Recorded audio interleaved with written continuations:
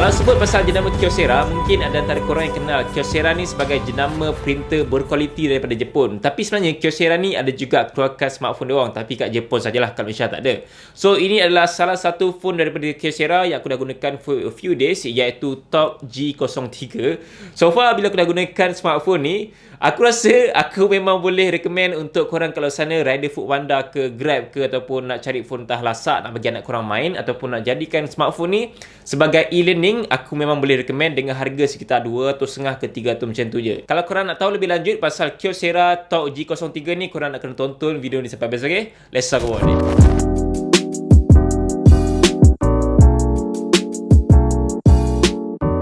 Pertama sekali dari segi rekaan dia, untuk Kyocera TOG G03 ni memang sinonim lah dengan rugged phone yang biasa korang nampak kalau sana. Even dia juga ada pelbagai jenis pilihan warna. Technically phone ni memang rugged phone yang tahan lasak lah, sebab dia ada sea waterproof, freeze proof dan juga ada shock proof. Honestly smartphone ni memang rasa kukuh dan juga solid lah, walaupun dia punya material body tu hanya gunakan plastik saja, bukannya aluminium ataupun bukannya stainless steel. So that's why dia punya berat tu tidak terlalu berat sangat lah, dan dia punya size tu agak compact sikit lah. Berat dia sekitar 198 gram saja. Aku rasa memang very typical smartphone sekarang ni kan, sekitar bawah 200 gram. Pada bahagian panel belakang smartphone ni ada dua jenis lapisan penutup. Yang pertama adalah penutup bahagian luar ni, warna merah ni, panel belakang ni, dan yang kedua adalah penutup bahagian bateri dia. So basically bateri dia adalah jenis bateri yang korang biasa nampak dekat phone Nokia lama dulu kan. So dia boleh buka dan juga pasang. Pada bahagian bawah smartphone ni ada port jenis USB-C kot, bukannya micro USB kan. Dan juga ada penutup khas dia untuk elakkan air masuk dalam port dia ni lah. So pada bahagian atas dia pula sama juga ada penutup dengan port jenis audio jack 3.5mm. So sebelum korang nak masukkan smartphone di dalam air, korang nak kena pastikan yang semua bahagian ni ditutup, dan juga korang kena lock pada bahagian panel belakang ni untuk pastikan tiada air masuk dalam smartphone ni. Untuk bahagian kanan dia ada power button dan juga fingerprint dia dekat power button. Amazingly, aku impress jugalah dengan dia punya kelajuan fingerprint scanner untuk phone semurah ini kan. Bagus jugalah untuk fingerprint scanner dekat power button dia. Dan pada bahagian bawah ni ada dedicated button untuk camera shutter. So untuk korang nak masuk bahagian kamera, just hold lama-lama je dekat bahagian button ni. So dia akan automatically masuk ke bahagian aplikasi kamera, dan just tekan untuk nak ambil gambar. So memang lebih kurang macam phone Sony lah kan. Dan untuk bahagian kiri ni ada volume button, dan juga ada satu button aku tak sure untuk apa, sebab aku rasa macam agak useless sikit kat situ.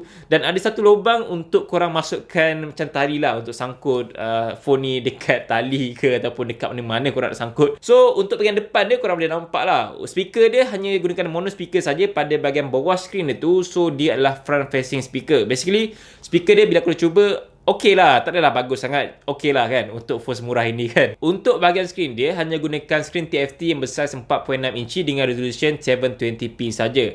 So dari segi kecerahan dia bagi aku dah cukup puas hati lah untuk korang nak gunakan dalam indoor. Cumanya untuk penggunaan outdoor ataupun cahaya matahari yang terlalu terang sangat, dia ada limit lah in terms of dia punya brightness. Tapi still boleh nampak lah paparan skrin dia taklah terlalu gelap sangat. Tapi aku impress jugalah dengan paparan warna untuk skrin smartphone ni, yang bagi aku tak nampak macam murah sangat pun untuk skrin dia. Even kontras ada, vibrance ada, warna cantik untuk korang nak tengok video ataupun main game. Even eye compact dia pun nampak just nice je warna dia kan. So dia punya size ni kalau korang dah biasa gunakan iPhone 6 ke iPhone SE 2020, maybe korang akan biasa gunakan smartphone ni. Ataupun kalau korang nak bagi ke anak korang main ke, aku rasa sesuai je size screen 4.6 inci ni. Even dengan hanya satu jari saja aku mampu capai semua bahagian skrin dia. So memang sangat sesuai untuk rider Foodpanda ataupun Grab kalau sana nak gunakan smartphone ni sebagai phone untuk waste ke ataupun nak layan pelanggan apa semua. Memang sangat-sangat sesuai sebab size screen compact, mudah bawa ke mana saja.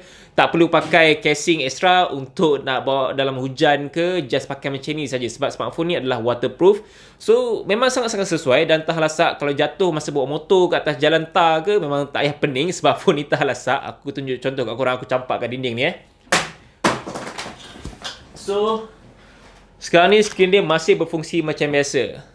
Masih berfungsi macam biasa. So masih boleh touch. Selain daripada skrin, faktor penting lagi yang kita nak tengok pada sebuah smartphone tu adalah prestasi dia, betul tak? So TOG G03 ni masih perform lagi untuk lakukan pelbagai perkara. Walaupun dia just gunakan chipset Snapdragon 625, GPU Adreno 506 dengan 3GB RAM dan juga 32GB storan yang ada juga micro SD slot. smartphone ni masih run smooth untuk korang nak main game Mobile Legend ke, Call of Duty Mobile ke, ataupun PUBG Mobile. Cuma dia ada limitation lah in terms of grafik tu, korang tak boleh nak expect lebih lah. Sebab resolution dia hanya 720p saja dan screen dia pun compact, kecil je macam ni kan. So memang tak puas hati sangat lah in terms of gaming, tapi still boleh main game. Aku dah cuba main Mobile Legend, memang run smooth je, tak ada masalah pun. Cuma kalau main game lama-lama tu korang akan rasa hiccup sikit lah. Dan untuk kepanasan dia, amazingly bila aku dah cuba main game dalam masa sejam macam tu, okey je, tak panas yang melampau pun.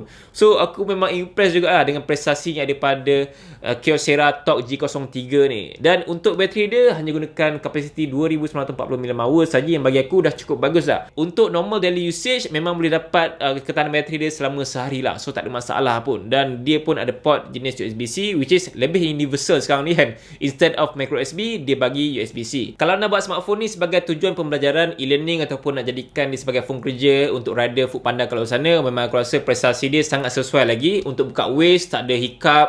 Untuk nak buka Google Meet ke, nak video call ke, nak tukar-tukar apps, memang tak ada masalah yang teruk sangat pun. Okey je. Kalau nak compare dengan phone Yes Altitude tu, this phone is far better. 3GB RAM, 32GB ROM yang juga ada micro SD slot. So memang this one is far better, tapi itulah dia hanya yang terpakai saja, bukan yang baru. Cumanya kalau korang jadikan smartphone ni sebagai phone utama harian korang, akan rasalah lagging tu sikit-sikit tu normal lah, sebab phone pun tahun 2017 dan gunakan chipset Snapdragon 6 series, bukannya 7 ataupun 8 series. So it's normal kalau ada lagging sikit tu, tak boleh nak expect lebih sangat untuk phone semurah ini. Yes, aku boleh admit yang performance dia tidaklah terlalu bagus sangat kalau kita nak bandingkan dengan smartphone baru sekarang ni kan. Tapi untuk harga bawah 250, yes, performance dia masih boleh diterima untuk kita nak gunakan pada tahun ni untuk tujuan kerja, pembelajaran dan sebagainya. Tapi memandangkan smartphone ni dilancarkan pada tahun 2017, so dia memang ada limitation in terms of OS update dia. Dia just sampai Android 8 saja. Bear in mind, smartphone ni juga tak rasmi di Malaysia dan hanya import daripada Jepun saja. So that's why kalau korang beli smartphone ni, korang akan dapat pre-install apps daripada Jepun dan juga bahasa Jepun. Tapi kalau korang tak nak guna aplikasi daripada Jepun tu, korang just boleh pergi bahagian setting apps dan juga disable je aplikasi tu. Even bahasa Jepun tu pun korang boleh tukar kepada bahasa English. Dan untuk dia punya keyboard, korang just boleh download je aplikasi macam SwiftKey dekat Play Store untuk tukar keyboard kepada bahasa English lah. Dan lebih useful kot aku rasa berbanding dengan keyboard biasa dia kan. Honestly, aku agak impressed lah dengan UI dia. Aku tak pasti nama UI dia apa, tapi features dia menarik juga. So korang boleh nampak tim dia lebih kurang je macam gaming phone, macam ROG ke Black Shark. Tapi ini bukan gaming phone, tapi adalah rugged phone.